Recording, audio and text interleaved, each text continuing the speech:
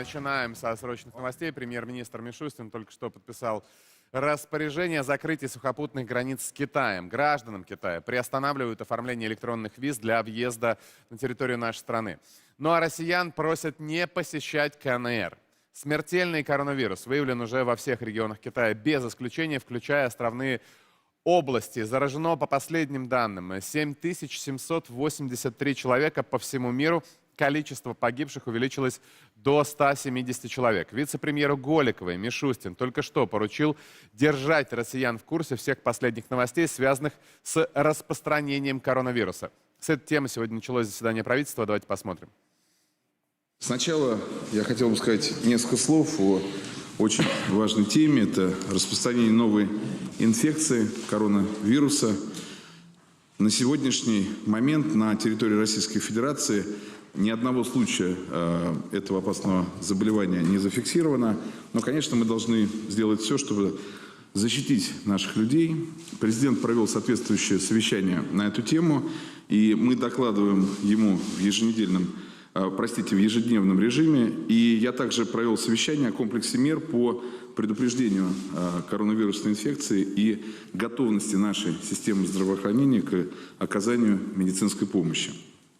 Для координации этой работы, соответственно, подписано было распоряжение, чтобы создать оперативный штаб, который возглавила Татьяна Алексеевна Голикова, и он действует в круглосуточном режиме. Хотел бы еще раз подчеркнуть, что главная наша ценность – это здоровье граждан. И здесь попросил бы вас, Татьяна Алексеевна, фактически в ежедневном режиме регулярно информировать общественность о текущей обстановке, о тех мерах, которые принимает правительство, чтобы у людей не было недостатка в информации в первую очередь. Вот Итак, на данный момент, и для нас это самое главное, в России заболевших нет, не выявлено. Минздрав только что опубликовал список симптомов, сейчас тоже внимание, характерных для нового смертельного вируса. И вот здесь, конечно, ничего нового, в том смысле, что это всего-навсего кашель, всего-навсего повышение температуры, одышка. Также среди симптомов головная боль, тошнота, рвота и диарея. То есть ничего особенного, и понять, коронавирус ли это, или что-то другое, или просто ОРВИ, самостоятельно, естественно, невозможно.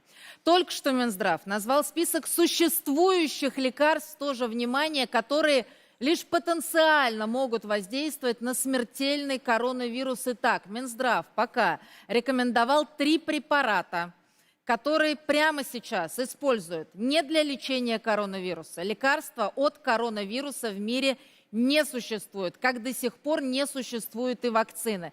Минздрав рекомендует лишь препараты, которые используют для лечения гепатита С, рассеянного склероза и ВИЧ-инфекции. Внимание, смотрим наш материал.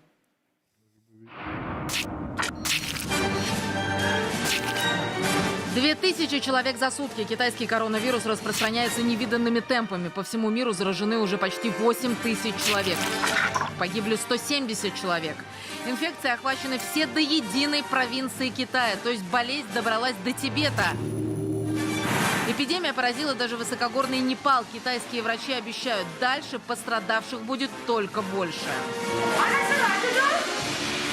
Мы предполагаем, что мы должны ввести такой режим, который позволял бы возвращать наших граждан с проведением соответствующих карантинных мероприятий и китайских граждан покинуть территорию Российской Федерации. Главный вопрос теперь, как не пустить вирус в Россию. Правительство и специальный оперативный штаб готовы на самые экстренные меры, и решения уже приняты. КПП на границе с Китаем в 5 регионах официально закрыты до 2 февраля. На тех КПП, что работают, усилен санитарный контроль. Российским вузам предложили продлить каникулы всем студентам из Китая до 1 марта. Остановлено сообщение поездов с Китаем. С 31 января останется только один состав Москва-Пекин. На очереди авиасообщение, но его так просто закрыть нельзя. Сначала важно понять, сколько еще россиян должны вернуться домой. При всех экстремальных решениях вероятность попадания коронавируса в Россию все равно существует. Первые заболевшие, скорее всего, появятся в феврале. В Москве уже сейчас у гостиниц, где живут туристы из Китая, круглосуточно дежурят 40 бригад скорой помощи. Врачи готовы среагировать на первые же симптомы, готовятся и сами люди. В аптеках по всей стране медицинские маски стали самым популярным товаром. Раньше в месяц у нас заказывали 1 миллион масок. Сейчас за час заказывают 100 миллионов. Звонят и наши компании, и казахстанские, и белорусские, и молдавские. Все звонят. Все запрашивают миллионами. Каждый звонит и миллион.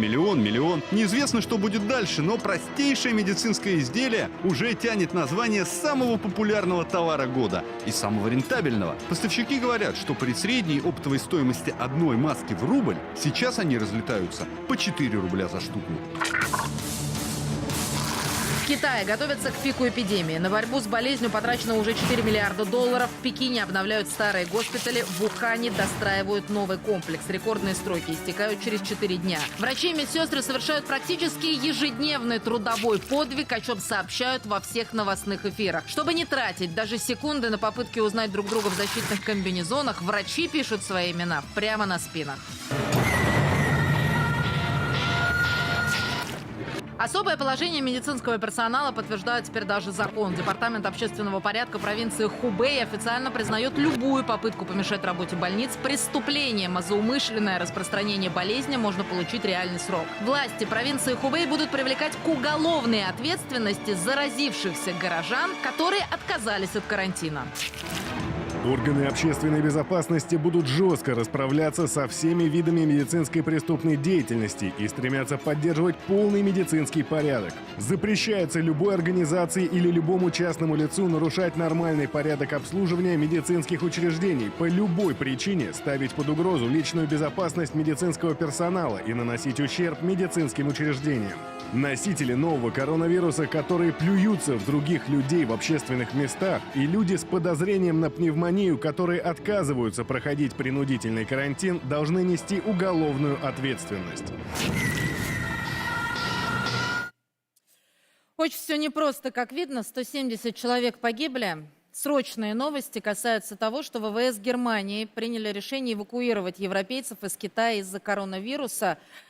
Самолет вылетит в 12:45 по местному времени с военной базы. В направлении Ухани будут эвакуированы абсолютно все граждане Германии. Информацию подтвердили в Министерстве здравоохранения ФРГ. Нам, конечно, тоже волнительно в этой связи. Давайте как можно скорее переноситься в Благовещенск. Город, который не просто граничит с Китаем до Хэйхэя. 700 метров на прямой связи Нино, Кахриидзе, Бушуева. Нино, ну понятно, что у вас сейчас наиболее непростая обстановка. Расскажите, пожалуйста, об экстренных мерах, которые приняты, насколько я понимаю, вот буквально только что.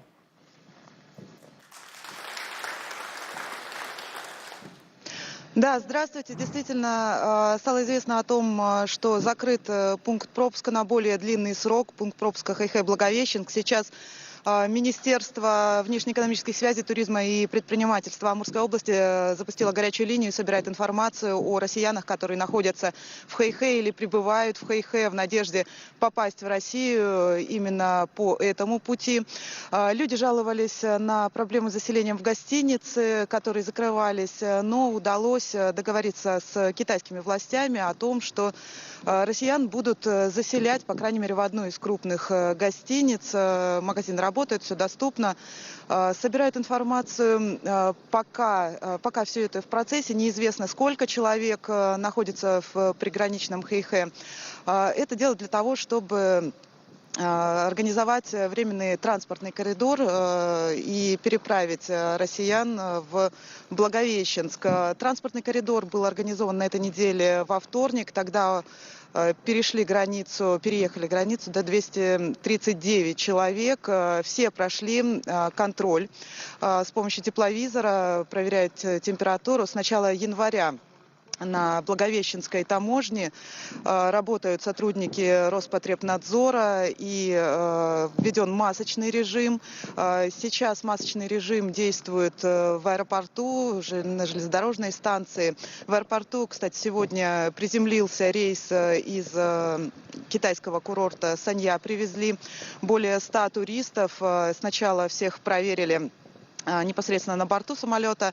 Затем уже также с помощью тепловизоров в здании международного терминала, который постоянно проходит обработку и дезинфекцию. А также впервые была предпринята такая мера, как был организован пункт сбора проб. У людей взяли мазки и все направили на исследование в лабораторию Новосибирска. Ни у кого не выявили признаков инфекционных заболеваний. Если такое бы произошло, то скорая готова была сразу же отвезти заболевшего в инфекционную больницу. Но пока все благополучно. Люди прошли анкетирование, оставили свои данные, и за ними будут наблюдать в течение 2 недель, как минимум. Если признаки заболевания появятся, то рекомендовано вызывать врача на дом. Так поступать советуют всем жителям областной столицы. Людям раздают памятки с мерами профилактики коронавирусной инфекции и в целом инфекционных заболеваний. И масочный режим действует в учебных заведениях,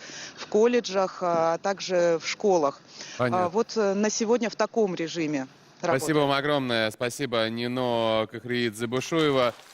Собственно, корреспондент была на связи с нами. Китайские иероглифы за спиной. Да, это правда. Из Благовещенска, в общем, 700 метров действительно до Хайхэ, где тоже уже были выявлены признаки коронавируса. Давайте мы послушаем ту самую цитату Министерства здравоохранения Российской Федерации, которая только что появилась. Для нас, конечно, это теперь ключевое и главное. Что значит, что есть лекарство? Значит ли это, что мы в безопасности? Или это что-то другое? Внимание. Российский Минздрав опубликовал список препаратов для лечения коронавируса, используемых для борьбы с ВИЧ, гепатитом С и рассеянным склерозом. Российские медики предлагают лечить от китайского вируса препаратами рибавирин, рекомбинантный интерферон бета-ЛБ и лопинавир-ритонавир. Согласно инструкциям, рибавирин применяют для лечения гепатита С, второй препарат уменьшает частоту и тяжесть обострению больных с рассеянным склерозом, последнее лекарство применяется при лечении ВИЧ-инфекции. Медикаментозная профилактика коронавирусной инфекции проводится в первые 48 часов после контакта с больным. Что скажете, Георгий Христович? Вот те лекарства, которые, собственно говоря, уже давно используются, да, для других заболеваний, помогут нам избежать такой острой вспышки, как в Китае? Дело в том, что если мы возьмем препарат рибавирин, это давно известный препарат, но он, к сожалению, достаточно токсичный. Хотя долгое время и много лет назад он применялся при гриппе, когда не было современных препаратов. Препараты интерферонов, безусловно, могут нам помочь. Генно-инженерные интерфероны, которые применяются, они доступны в российских аптеках. Давайте по-простому. Нас сейчас смотрит огромное количество людей. Мы должны бежать в аптеку и скупать эти препараты, потому что Минздрав велел. Так? Это рекомендованные препараты для превентивной профилактики. Ну, не названы еще 2 препарата. Как для превентивной? То есть всем надо сейчас уже употреблять? Таблетки от ВИЧ, Нет. которые выдаются по рецепту? Нет, секундочку. Я про ВИЧ-инфекцию сейчас вообще не говорю. Я говорю про рибавирин, который применялся в том числе при гриппозной инфекции много лет назад. Ну, это интерфероны просто, правильно? Препараты да? интерферонов есть локальные, препараты есть свечи, есть препараты для приема внутрь. Для приема внутрь не рекомендуется. Применяется или суппозиторий, или спрей местные. Но не названы еще 2 препарата, которые показали ранее эффективность в отношении коронавирусной инфекции. Это умифенавир и там длинное название мидазолилтанамид пентадиевой кислоты. 2 российских препарата. Мы спасены? Да, у нас есть эффективный препарат. Хорошо, да. В московских вузах из-за коронавируса продлят каникулы для китайских студентов. То есть мы китайских студентов просим к нам в Россию пока не приезжать. Наоборот, отдыхать. Те, кто у нас, отдыхают. Деликатно не возвращайтесь.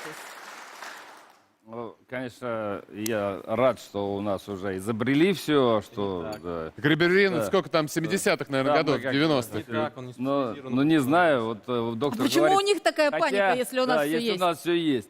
Это А я свойство вот человека. надо заметить, что наша передача, она правильная. Так Мы может на отправить прошлой им передаче рибавирина и пару вагонов? Чтобы у них вылечились люди? Не, ну да. Как-то Мы на странно, здесь прошлой- где-то на прошлой есть передаче провал в вот логике, с да. доктором спорили, он говорит, у нас все на отлично. Я говорю, надо создавать срочно штаб, правительство послушало и создало Что и штаб. было создано. Да. Ну, создается во время пандемии. не знаю, а может быть, но после Такое нашей чувство, как передачи будто у нас создалось. эпидемия каждый Так год вот случается. теперь, Это неправда. конечно, В это 2002 отлично. крайне мы всё- страшное было. Ну, сейчас Дмитрий Габич, он, конечно, лучше нас всех знает, поэтому он скажет после меня. Вот, поэтому тут ситуация такая очень простая. Вот когда если бы паники этой не было, то, конечно, а что, в чем проблема? У нас есть препараты. Зачем-то вообще об этом говорить? Ну, почему все об этом говорят? Хотя, конечно, от гриппа 300 тысяч в год умирают. Ну, от обычного от гриппа. 250 От обычного. до 750 Да. тысяч Вот в именно мире. так. А тут умерло там вроде там больше 170. 170, и мы все паникуем. Значит, что-то не так. Не всё-таки, все да? паникуем. И китайцев Мы просят, паникуем, и ребят, города окапываем. да, и Что-то здесь войсками нечисто. окружаем. Ну, что-то вот прям непонятно, что такая паника. Доктор абсолютно спокоен, как доктор, видим. да. Абсолютно спокоен, Это ни грамма единственное, кто паники. да. спокоен, наверное, вот Вы знаете, я могу вам так сказать. за 1,5 миллиарда, сказать, Простите, 2. Нам сказать, как-то мы может тут помочь. спокойно вообще. Нам как-то может помочь паника, исключительно. скажите. Это Нет, как конечно. А я эффективная объясняю, мера. что вот мы правильно делаем, что закрывают погранпереходы, и там 7 тысяч наших граждан еще. Вот их надо оттуда эвакуировать. И, естественно, здесь карантин. остров, да? Всё, Как ну, австралийцы? Нет, вот к нам Здесь сюда. есть две точки Именно зрения. так. Есть точка зрения ВОЗ, и есть конечно, точка там... зрения Вы знаете, конечно, да, мы что убытки американцы терпим. своих в Америку не пускают. Они их заключили на военную базу. Неважно, но они же от территории Соединенных что у них Штатов, позиции конечно. Ну и мы тоже должны как-то там до их поддержать. Австралийцев там 2 недели. поместили Если на заболели, остров. вперед. А что мы их там держим? 7 тысяч человек. Ну это серьезно. контролю Ой, заболевания. А поезд, у нас, зачем? кажется, можно на карантин в Якутию, где от температуры любой вирус Может, умрет и сам. так. Может, это должны Он врачи не сказать. умрет. Не умрет? Мы только его Поезд, что мы сохраним туда на в длительное Пекин время. пускаем? Не надо туда пускать поезд. Самолеты, единственное, Аэрофлот что там осталось. терпит убытки. Не надо, зачем? Надо Слушайте, всё, но если жизни людей серьезно- дороже, чем убытки Аэрофлота. Вот все-таки Вот при я про всем это и уважении. говорю. Надо закрывать все конкретно и ясно. Если карантин, значит карантин. Извините, ребят, вот там вот сзади было на небоскребе там значит, рука с российским флагом и с китайским. Мы, конечно, дружба нам очень важна, но жизнь наших граждан все-таки дороже. Знаете, дороже. Да, именно так. И, кстати говоря, мыши еще мигрируют тоже. Их тоже надо там, это, как, там пресечь. Вот эти миграции, а от Ловить. них все пошло. А также Летучие, змеи вы да. должны добавить. Правильно, и змеи. И тараканы. Да, щас Не, его зимой не Перенесемся, мигрируют. пожалуйста, в будем Новосибирск. Почему в Новосибирск? Потому что... Во-первых, там сейчас минус 30. Нет, не поэтому. Наш корреспондент без шапки. Нет, не поэтому. Не Вот потому- почему вы себя не бережете? Бушует Шапку коронавирус, а наденьте. вы даже не носите там головного референс-центр убора. Хотя выглядите вы, конечно, великолепно. Именно Новосибирск, и именно это научное предприятие, которое сейчас за вашей спиной, вчера было обозначено на президентском совещании. Предприятие называется «Вектор». На предприятии «Вектор» что-то изобрели, но это что-то тоже и не вакцина, и не лекарство. Чего вы там изобрели?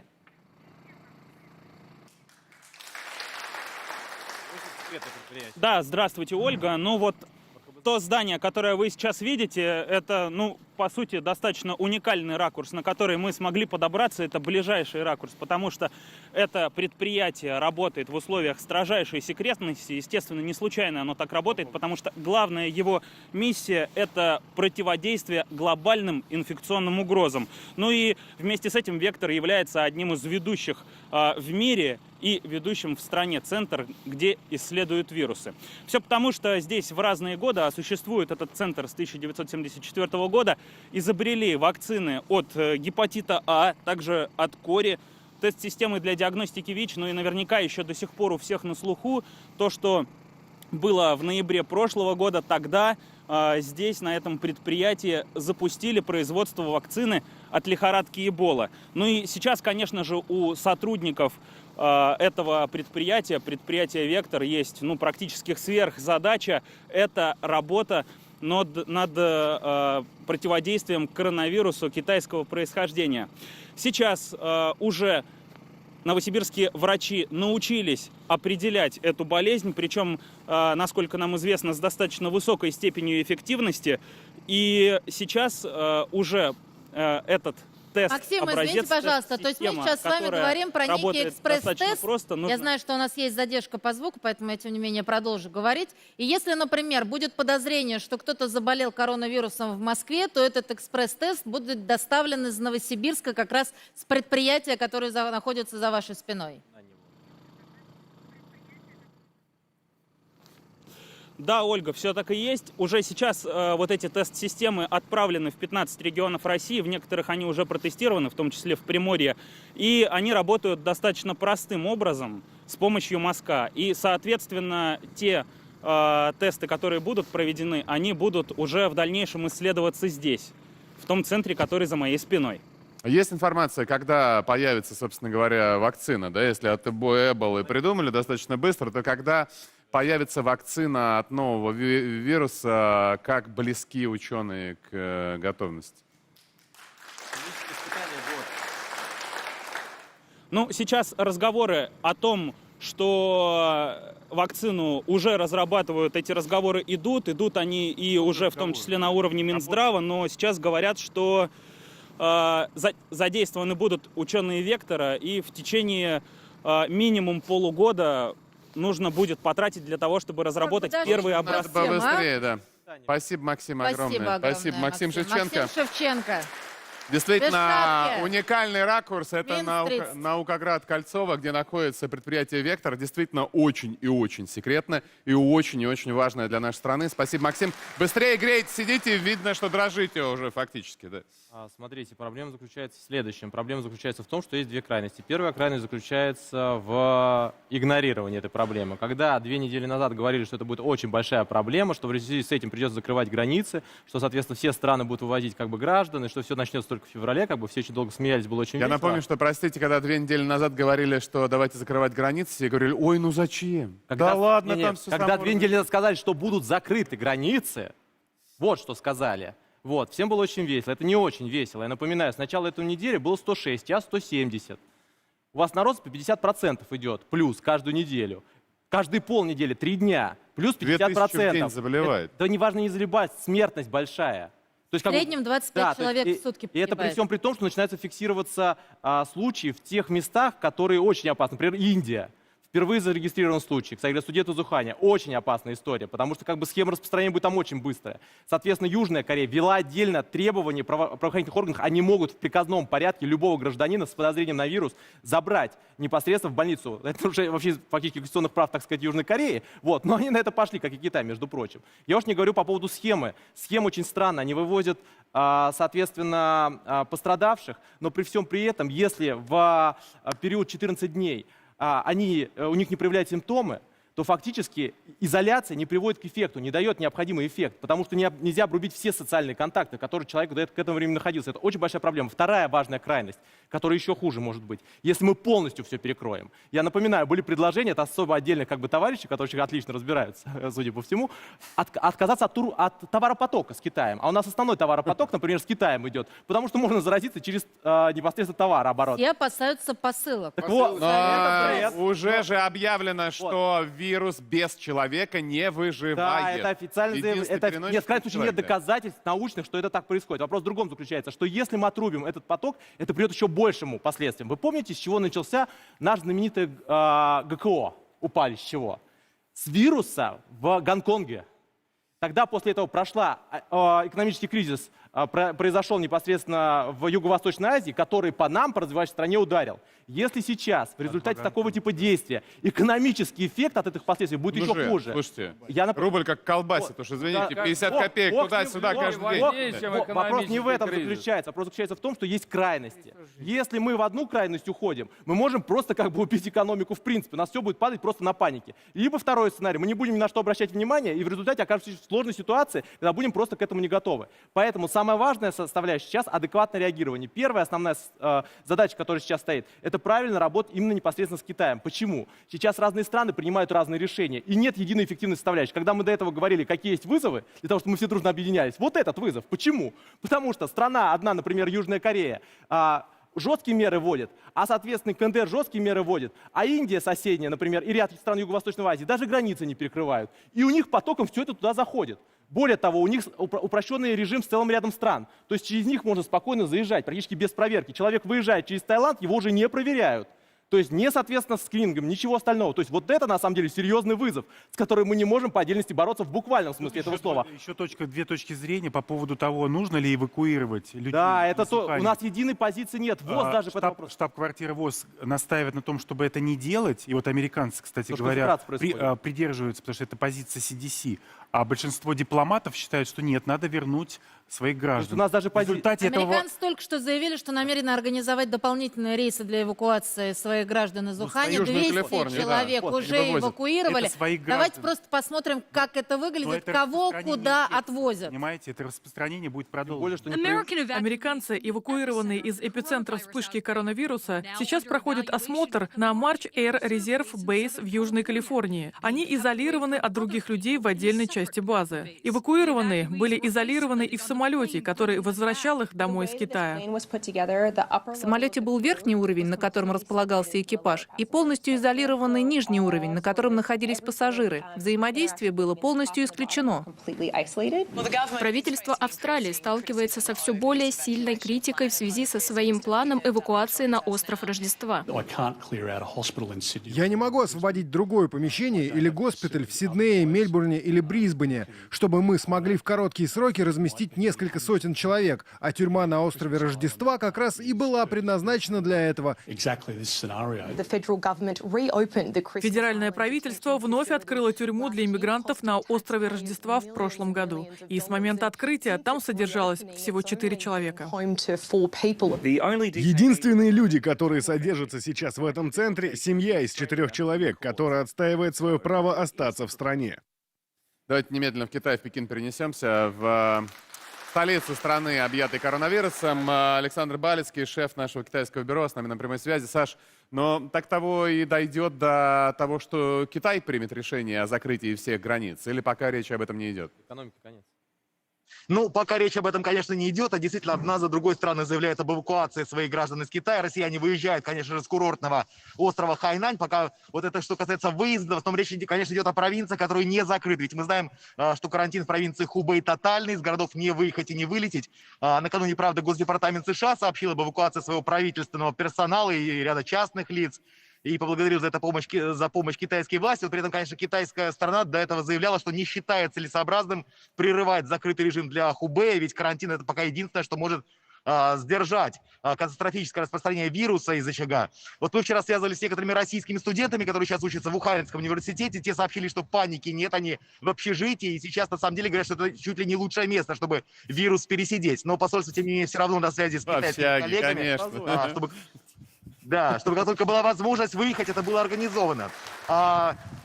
Пытаются эвакуировать своих граждан из Уханя и Канады, и Южная Корея. В общем, ждут разрешения китайцев на это. Но что касается остальных провинций, иностранцы действительно массово выезжают, причем целыми компаниями. Тот же Google заявил, что закрывает свой китайский офис. Вылететь стараются быстрее, потому что несколько авиакомпаний уже сообщили, что приостанавливают сообщения с Китаем. Швейцарские, австрийские, британские авиалинии.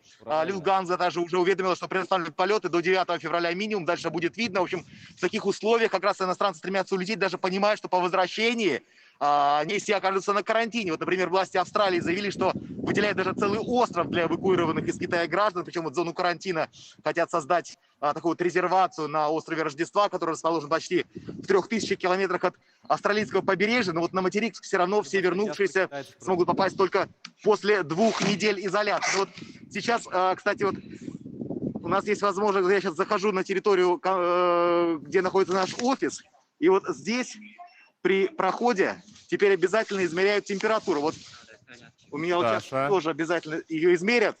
Вот. Вот. Дышал. Говорят, нормальная температура, так что можно проходить. 36,6 в переводе, да. Теперь не только в масках, но уже и в специальных защитных очках. Ну ладно, короче. Спасибо, Саш. В защитных очках, да, в самом деле, потому что недавно сказали, что через слизистую глаз вирус, оказывается, тоже передается. То есть передается он совершенно какими-то неимоверными путями. Саш, хорошо, что температура у вас нормальная.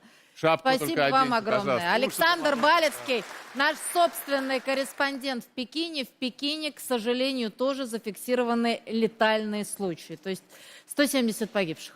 Ну, вот мне кажется, что надо опасаться того, что реакция может стать опаснее самой болезни. Потому что не будем забывать, что от состояния экономики Китая зависит состояние глобальной экономики. И поэтому обрывать вот так вот экономические связи с Экономические Китаем. связи никто не обрывает. Ну, а что это сказать? Нас есть желание. Грузы как шли, так и идут. Грузы так как шли, так и идут. Но, Минейки, например. нет нормального сообщения министра. теперь, и поэтому нет, ну, так сказать, экономическое пассажирского. А вы хотите, чтобы на все зараженные люди приехали Не вирусом? обязательно, что все зараженные. Москву? Контролировать надо. Контролировать надо. Но взять вот так вот прерывать, Как это, мне кажется, это контролировать-то? очень... Вы предлагаете, Он как научит А нас предложите контролировать, способы не контроля другие. прерывая. Понятно, больной или Вот, нет. пожалуйста, вот как это сделано в Китае, ты проверяешь в общественных местах температуру. Аспиринчик выпил и прошел. Знаете, надо посмотреть, как Конечно, это, как какие это сделано в процентов, Австралии. кстати? Знаете, почему нужно на это обратить внимание? В Потому смысле, что... всех на остров вывести? Вот И подождите, просто Китай с Австралией очень тесные экономические связи, постоянное общение. сейчас дело даже не в этом. Австралия — это пример лучшей